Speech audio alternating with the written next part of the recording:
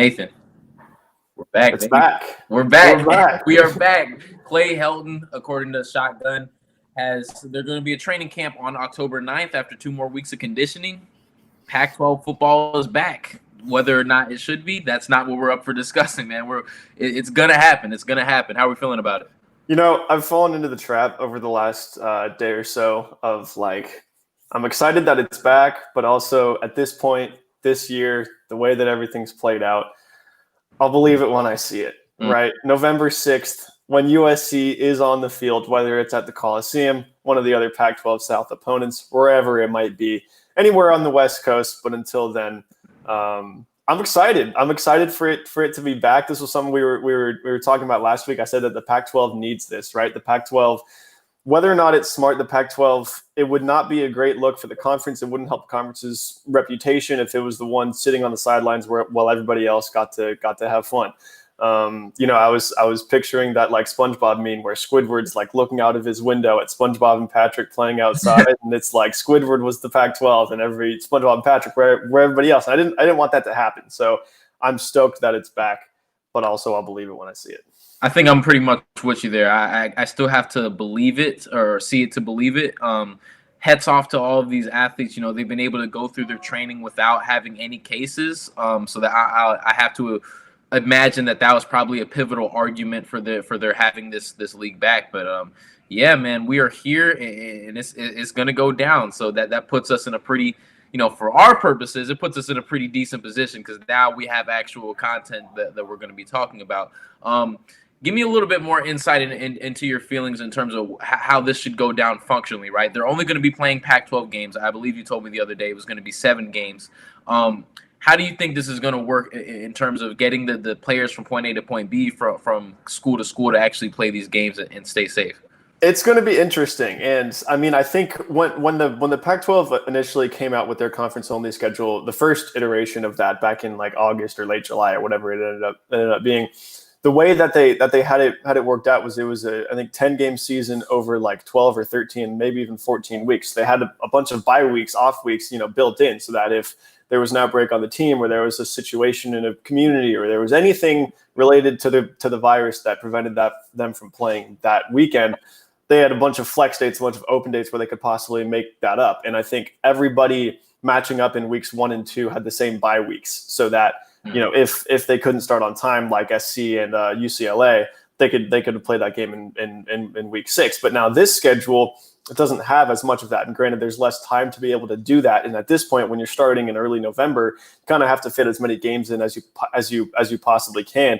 But I do worry a bit that there might be cases where there's an outbreak on a team or there's just something related to the virus, like I said, that prevents them from being able to play. And if they aren't able to play in any given week, it throws everything off. I mean, everything's already thrown off with, Pac-12's playing 7 games. I think Big Ten is playing 8 games. SEC and ACC are playing 10 and 11 each. And it's everything is totally, thrown off and distorted. And I think that if the Pac-12 runs into a problem where there's for some reason they aren't able to play, it's not going to be great. I think the fact that the Pac-12 has daily testing with up to 15-minute response turnaround time is going to be huge.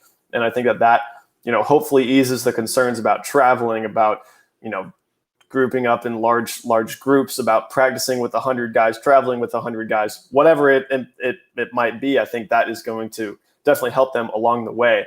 But if there is a situation that arises, the schedule is not that flexible as it is. So we'll have to see how that plays out. What do you think? It makes me think of a party, right? You have a party going on, and the party started at about 8:30, 9 o'clock, right? And you're pulling up to the party at midnight. So there's not that much party left to be had, but at least you're getting something. But you have to be, it's almost like the vibe of the party's kind of came and went.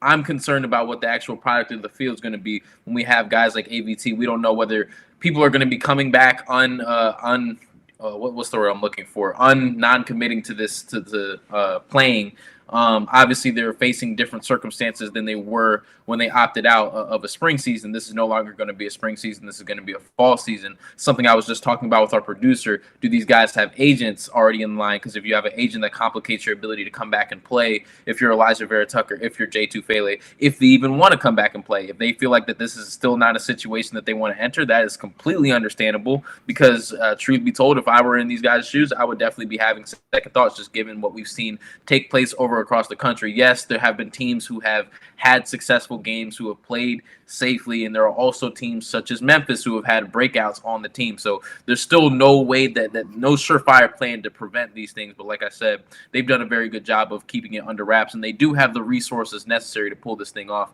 Hell, I'm a USC student, right? And I went and got tested yesterday or 2 days ago, and I got my results back yesterday. And that's a day turnaround for somebody who, frankly, doesn't really matter to USC a whole lot whether or not I have it. I'm living off campus, and I'm still able to get a day's turnaround on that. Imagine what we can get for these football players. So it makes sense from a functional standpoint. I feel like that's something that, feasibly they have the resources to pull it off, but I still wonder about all of the intangibles that are going on here and whether or not there are certain things that are beyond even USC's control that they can get to. So, I'm still iffy on it, but if it's going to happen, you got to make it happen right for USC, both from a safety standpoint and from a gameplay standpoint. Like we've been saying, this team has a lot of talent, and they can go out there and make it happen, man.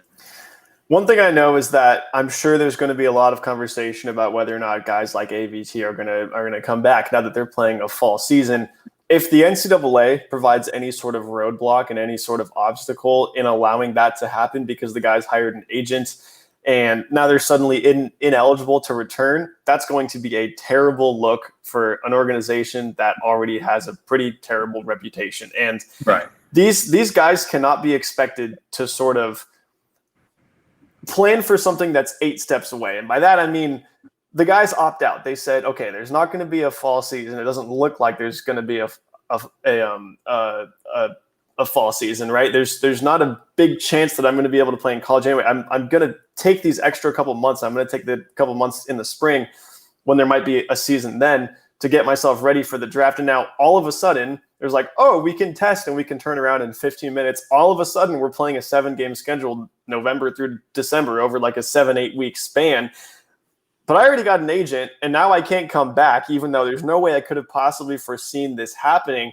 I think if the NCAA wants people to respect their product, but also wants to improve the product on the field and say, look, we have 2 options here. One, we can say everybody who declared for the draft, which are obviously some of the elite college football players, they can either not be able to come back or they can come back, and the product on the field, the way that college football looks, will be significantly better. Because one thing that I also worry about is whether or not the starts and stops, both from a physical and a mental standpoint, are going to affect these guys. I mean, originally they were planning to have a season, and it was like, okay, the season's getting postponed. Now we have a Pac-12 conference-only schedule a couple weeks later. Then it was like there's no season happening at all, and then plans change all of a sudden. And I know that they've been training the whole time, and I know that they've been approaching the whole offseason as if there's going to be fall football. But you have to wonder psychologically, right, whether going from playing to not playing to playing to not playing to now playing is going to affect them at all, if they're going to be, rusty out of the gate. I don't know. I'm just thinking of all the things that, at least I obviously don't know what it is like to be a college athlete. I don't know anything close to that. And, I'm sure these guys are, mentally tough when it comes to that kind of thing. But it also can provide a sort of insecurity and a sort of, you just don't know, uncertainty, I guess, when it comes to, am I playing, am I not? Now, all of a sudden they have, little over a month to prepare for a college football season, which seems right. And that I agree with you 100%, right? I'm in the same boat as you. I don't know what it's like to play athletics at the college football level, but I can even imagine back in high school, man. Like, we spent literally from the time that football season ended until the beginning of next football season training as though there were going to be a football season, right? And that's just not something that you can have the expectation for of these guys when you've been telling them, hey, you're having a season. Hey, you're not having a season. We're gonna be able to try to make it happen. Actually, we can't make it happen. You've been so tiptoeing over this thing, and whether that's the fault of Government Newsom, whether that's the fault of Larry Scott, that's what I personally think. But whoever's fault it is, you can't look at these guys and expect them to have prepared for a season. I mean, with so much going on in the world, not just when we talk about COVID-19, but we talk about everything else that's happened in the world over the past couple of months. It's impossible to expect that these guys would have the mental state of mind to be praying for a football season. So whatever the product is, man, I definitely think we have to address, the mental state of these players and acknowledge that at the very least, it's understandable if you come out of the gates a little bit rusty, given everything that's happened. I'm 100% with you. Yeah, of course. And everybody tuning in, we want to hear your thoughts as well. What will the product on the field look like? Will these guys be rusty coming out of the gate? Will it look like a normal college football season? Do you think that the stopping and starting is going to have an effect on these guys? Leave your thoughts in the chat below. Got to. Please all do that. Meanwhile, we're going to get into something because since we are playing football games, we have a similar point of view on what's going to happen for USC this season, man. It might be a little bit out there. Some of the other Dash hosts might not agree with us, but I think we're on the same page in terms of how do we think USC football is going to do. Yeah, looking at it from a game-by-game basis, USC is probably favored in each of the individual games that they're going to play. And we don't know exactly what those games are going to be yet. I believe it's going to be 5 games against Pac-12 South opponents and then 1 or 2 games from the North. And I think everybody is playing on championship weekend, including the championship game. So there's going to be, 12 teams playing, but one of them is going to be a championship. The other ones are going to be the regular season. Everybody's bowl eligible, whatever. I think that game by game, USC is probably going to be favored in each game. Now, does that mean that they're probably favored to win all of them? Maybe not. But despite the math, despite the fact that maybe they won't be favored to win all of them, I'm going to say that they will. I think that if there's one team that can stop them, and this is assuming that USC doesn't draw Oregon, because I think USC can beat pretty much any team in the Pac-12 North. They can beat Oregon too. I think Oregon would provide the biggest threat, of course, because they're simply the best team. And we saw what Oregon did to SC last year. If there's one team that takes down USC, it's Arizona State. Jake Daniels is a stud. That team gave USC some real trouble. I think SC won the first quarter like 28-13. Keaton Slovis threw for like 296 yards, something like that, like 4 touchdowns in the opening 15 minutes. And they ended up winning on a game-winning interception by Christian Rector. I want to say late to stop a comeback Arizona State fourth quarter drive, and that was a real scare. And I think that that's something that, especially if you take home field out of it, right? That game would have been scheduled for SC this year, but fans are not going to be at the stadiums, right? So home field is not even going to be a thing. And for that reason, the fact that USC is not going to have that, Coliseum crowd behind it, the fact that Arizona State gave them trouble last year, the fact that they're probably the second most behind SC talented team in the Pac-12 South, Arizona State definitely, I think, poses the biggest threat to the Trojans. All right, I'm gonna cheat you a little bit here, Nathan, and I apologize in advance. Okay, under the assumption that USC draws Oregon, right, and hopefully they do. I want to see these teams go at it because I believe they're the best 2 teams in the Pac-12. Even under the assumption that USC draws Oregon, I don't think Oregon is the team that is most threatening to USC in the Pac-12. Okay.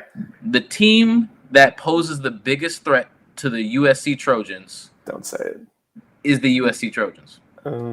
I cheated. Okay. Yes, guys. Okay. Sorry, I cheated you a little bit. No, I like that. I see so much potential and so much talent on this team. This is one of the youngest teams in the country coming from last season. Still won 9 games, persevering through a lot of injury. The only team that can beat this roster in the Pac-12, and by my point of view, it's the USC Trojans. If they go out there and the mistakes happen throughout the course of a football game, but, if you go out there and the only way I see that team losing more than, really this team's an undefeated team in my mind, but the only way I see them losing games is if they shoot themselves in the foot, holding penalties, pass interference calls, bad play calling, things of that nature. That's how this team loses. They won't lose because of the talent they have on the field. They're not one of these other Pac-12 schools that aren't recruiting out the behind, right? Don't have 4 or 5-star guys across the board. They have all the talent necessary to make whatever they want to happen. only thing that they have to do is execute. This is something that football coaches will go over time and again. Execution is key. This team has all the talent that it needs to accomplish whatever it wants to accomplish. It's just a matter of execution. The only team that can beat USC, by my estimation, is USC, man. I know I cheated you. I apologize. Okay. But I had to no. That's fair. That's a take that I'll buy. Let me ask you this. Mm-hmm. USC draws Oregon, right? And I feel like it's going to happen. I feel like the football gods, the Pac-12 gods, Larry Scott, whatever, they're going to coordinate this so that USC plays Oregon. Have to. Let's say that happens. Okay, USC comes out. This talented roster. Nobody's gonna argue that. Probably the most talented roster in the Pac-12 South. They play a good game. They don't play a great game, but they don't play a bad game. They play a good, solid, clean game about what you would expect from this team. Do they beat Oregon? Oh yeah. Really? 100%. And this is contingent upon, I will say this is a contingent upon that throughout this, and obviously it's been a little bit disjointed because guys haven't been able to be on the field at the same time executing the defense. But this is contingent upon, in my mind, that Todd Orlando was able to get the guys on his defense ready to go in that new system. If they're ready to go, that team shouldn't lose to anybody in the Pac-12 because of how much talent they have. This is that contingency. I will say that Todd Orlando would have had to have prepared these guys or is preparing these guys to go ahead and execute his new system. But if that's the case, and if these guys know that defense like the back of their hand now, there's no reason that team loses to Oregon if they go out and play, like you said, a good, clean game. But even then, a good, clean game for USC standards, to me, that's a great game. Because again, the talent, man. You talk about, I mean, you know the players. I don't even have to go and name a Keaton and a Monra, a Drake London, all of these guys across the board, offensively and defensively. We talk about a Drake Jackson, assuming we don't know whether or not Jay Tufele is coming back, but Talanoa Hufanga never opted out. They have talent across the board, man. If they go out there and execute, there is not a single team in this conference that can hold a candle to this team, man. Not a candle. They can't hold a candle. Okay, Oregon might be able to hold like a candle. All right, one of those tiny electric candles that's not exactly, a real candle. There's no real wax there, but I just have so much faith in the talent on this roster, man. I've seen these dudes play with my own eyes, and it's remarkable. The only thing that happened last year was injuries and execution. If they go out there and they play a clean football game, which means executing 90% of on their snaps, oh yeah, that team's not far and away, but they're the clear-cut best team in the Pac-12 in my eyes. And you kind of alluded to this, but this has been the problem the last, 2 years, really. It's been that they're talented. They just, whether it's coaching, whether it's they play sloppy football, whether it's discipline, whatever, they aren't able to squeeze. And we talked about this last week about the overhauled coaching staff. They aren't able to squeeze all the talent out of this roster that they should be able to. And if they can do that, if they can squeeze all the talent of this roster that you might expect, that you would say, okay, this is probably the second most or most talented roster in the Pac-12. The only one that can really, claim that stake is probably Oregon, but everybody else is way behind SC, I think. And if they're able to turn that and take that talent into production, there's no reason why USC shouldn't go 7-0. There's no reason why USC shouldn't be able to beat Oregon. There is no reason USC should lose to Arizona State. I'm sorry. Look, Sun Devil Dash is probably going to, flame us on their next episode because of this, because they always like coming at USC because, they want to pick on somebody that they think that they can hold a candle to, even though they can't. I guess everybody hates us because they ain't us, because they know that USC is simply the best Pac-12 school historically, currently, Pac-12 South school currently, and nobody else really has an argument. But this team is so much more talented. I mean, Arizona State's best position group is probably quarterback with Jaden Daniels, and Keaton Slovis is better. And they're going to go after that. And I don't want to spoil too much of our next segment too much, but this team is just all around way more talented. Again, I don't think that Arizona State will beat SC because I still think that they go 7-0, and then bowl season playoff, who knows? We'll see.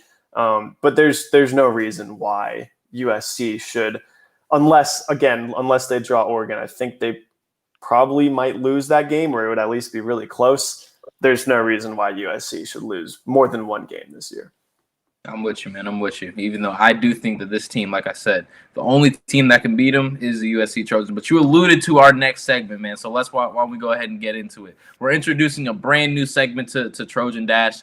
It's called, man, I'm forgetting. State your case. Yeah. State your case. State your case. And this essentially what's going to happen. It's not going to be less of a discussion. We'll have the discussion after, but we're giving the floor to one of us to, kind of in a monologue form, make a case for something that they're particularly passionate about as it relates to USC football. Nathan, I'm going to give you the floor first, man. State your case. Any Pac-12 football team that wants a chance at a college football playoff this year is going to have to blow competition out of the water each and every single game. And it's not going to have to be close. It's going to have to not be close. And what I mean by that is USC, right? Let's say they go 7-0. Let's say they beat everybody in the Pac-12 South. Let's say they beat whoever they play from the Pac-12 North, but maybe it's not Oregon, or maybe they draw like an Oregon State or a Washington State or somebody that it's not really an impressive victory. USC is going to be 7-0. There are going to be Big Ten teams that are 8-0. There are going to be SEC and ACC teams that are 10 or 11-0. And what the College Football Playoff Committee is going to look at then is, what are your impressive wins? And if USC's most impressive wins are Arizona State, Utah, and then like UCLA, I'm sorry, but there's no chance, right?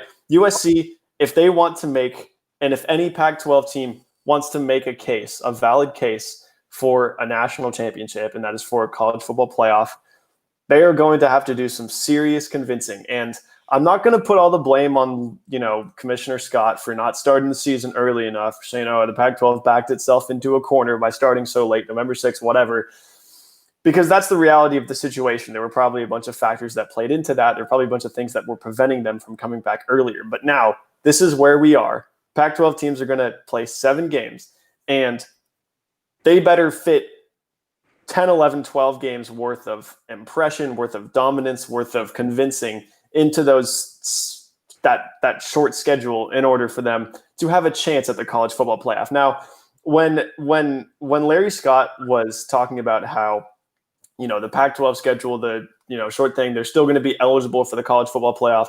I'm going to bring this back to another Squidward meme, right? And that is the one where you see his like eyes closed, and then like he gets some like news, and then all of a sudden his eyes go wide open, and they're like you know what I'm talking about. What I imagined was the college football playoff, committee people, whatever, hearing that the Pac-12 is going to be eligible, and the one on the left was his eyes staying closed, and the one on the right, his eyes were still closed. Because at the end of the day, they're probably not going to care, right? Unless some Pac-12 team goes, like SC goes 5-0 in the South, plays Oregon, blows them out of the water, blows the championship out of the water, and nothing's really close. Pac-12 is just not going to have a case. And not to mention the fact that, right, when we think about the national clout that kind of the Pac-12 has, that's kind of diminished in recent years, hasn't it? You talk about, the SEC bias that the College Football Playoff Committee kind of has a little bit. Pac-12 doesn't get any of that love. We think about a guy like Christian McCaffrey, who was robbed of a Heisman because he was playing after dark. People don't put respect on the Pac-12's name. So I agree with you, man. It's going to be real tough. You're going to have to make one hell of a case and not a whole lot of time to get to get these committee members to look at one of these Pac-12 schools and give them even starting from behind a little bit, right? Give them a little bit of a nod to the college football playoff. That's an interesting case, man. Do you think it's possible? Can I ask you that? Do you think it's possible?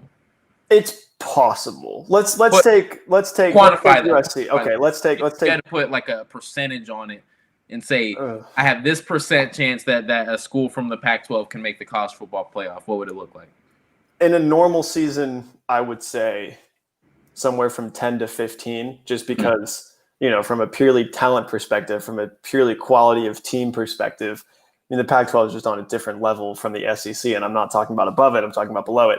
And, the SEC, schools like Clemson, even if Ohio State out of the Big Ten, this season, I would say it's probably in the 3 to 5% range. And let's take a team like SC, right? USC would have to definitely go 5-0 in the Pac-12 South. They can't lose a game. There's no way they can get into the playoff at 6-1 or 5-2 or anything like that. So they'd have to go 5-10 in the Pac-12 South. They would have to, honestly, if any game is closer than 10, or like any game is a one possession game. I don't know if that's convincing enough, unless they, beat Arizona State by like 30 and they have one fluke game against UCLA where they only win by, I don't know, 8, 9, 10 points. But I think that they would have to they would definitely have to sweep the Pac-12 South, and they would have to do it all in convincing, probably multiple touchdown fashion, and probably either draw Oregon as their one opponent from the Pac-12 North, or play Oregon in the Pac-12 championship and win that game pretty convincingly as well. I'm talking probably more than one possession. And they would probably need some help. They would probably need schools like maybe Alabama doesn't go undefeated this year. Maybe Ohio State doesn't win it, has a fluke one game this year. Maybe Clemson. I mean, they're going to need to do all that and then get some help if they want to have a case. Yeah, man, it's going to be real tough. All right. You ready for me to state my case? Let's hear it. It was a good case you stated. You set a pretty high precedent for this new segment we're doing. So I got my note cards here, and what I want to talk about is, as Terrell Owens would say, my quarterback. I want to talk about my quarterback, man. On another Dash show, it was Bruin Dash. They were talking about quarterbacks. I won't get into what happened with their quarterback, but we can talk about mine. And in the process of talking about DTR, he started putting quarterbacks in tiers. And he said that Jaden Daniels somehow is in the best tier of Pac-12 quarterbacks. And our guy Keaton, right, the heart and soul of USC Trojans, right, the boy wonder, is in the second tier of Pac-12 quarterbacks. And it was an interesting take, to say the least, considering what we've seen from Keaton Slovis in just his lone season as the starter with USC. I could talk about the 72% completion percentage. I could talk about 3,500 yards. I could talk about 30 touchdowns, 9 interceptions. Those are numbers. They're all meaningful, right? But you don't want to hear me spew numbers out like a calculator. I got 3 words for my fellow Dash hosts, man. Watch the tape, because the tape tells the tale when it comes to Keaton Slovis, man. I challenge anyone, not even just Dash hosts. I challenge the people watching the show. Throw it in the comments. I challenge anyone who comes across this footage at any point in time to find a quarterback in the Pac-12 that is better than Keaton Slovis, because I don't think you can do it. I want to see a guy with a better spin of the football, a better command of the offense, a prettier deep throw, that's smarter with the ball, that's more capable of commanding an offense. There aren't dudes like that, not just in the Pac-12, but in the country, nationally. I don't think I can name 5 quarterbacks that I believe to be better in the country right now than Keaton Slovis, man. I can't do it. Like I said, watch the tape. When you think about the list of attributes that, I can go on and on about all the things that it takes to be a successful quarterback: accuracy, arm strength, footwork, pocket presence, all of that stuff, right? I can get into all of that. Unfortunately, we have a limited amount of time. It'd be interesting to go into a deep dive. Excuse me, that's my mother. She's probably passionate about Keaton Slovis too. But I could go into a deep dive of this dude's game, but I'm working on a concise amount of time here. So what I'll say is this: there's one thing that I love most about watching this dude play, and it's the poise, man. The poise that he carries himself with. There's things that separate quarterbacks, right?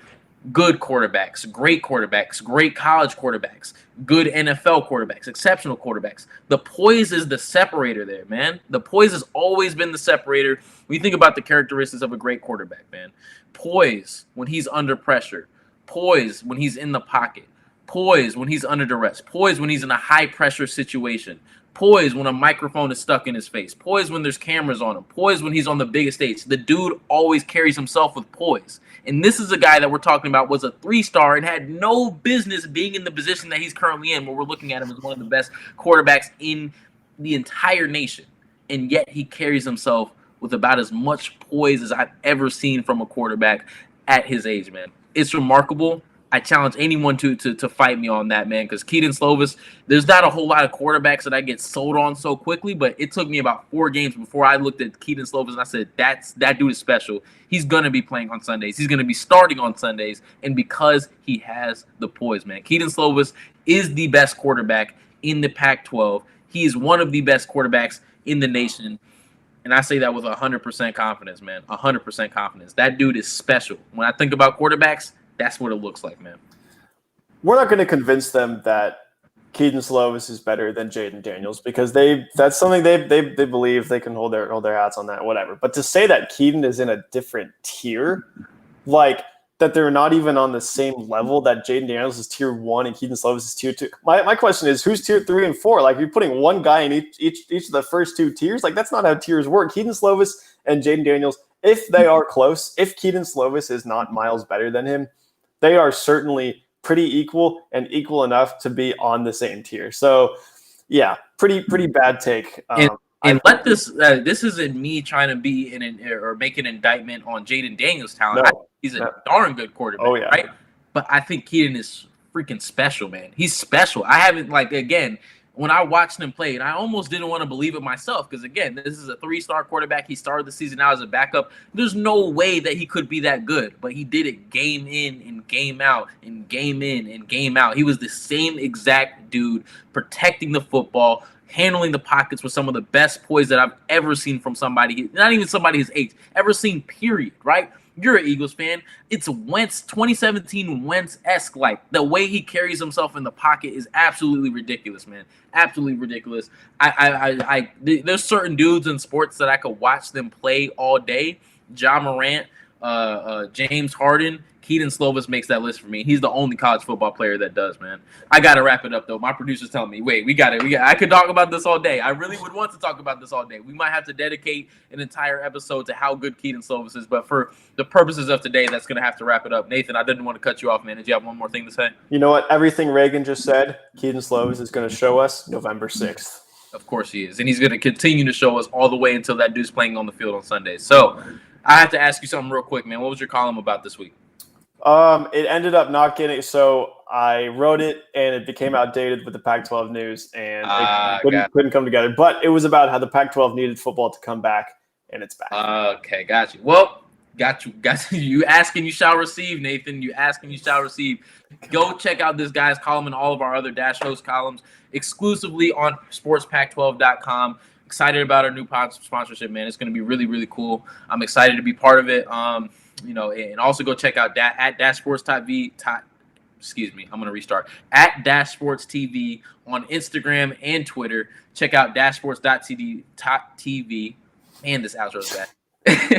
For all of the wonderful content, man. If you don't like the outros, at least you liked my Keaton Slovis feel. At least you like Nathan's world-class humor, man. We're going to be doing this every single week. Keep tuning in, and we'll see you next time.